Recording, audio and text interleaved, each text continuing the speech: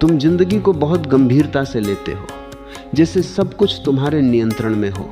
पर सच यह है कि कुछ भी तुम्हारे नियंत्रण में नहीं है, न लोग, न हालात, न समय।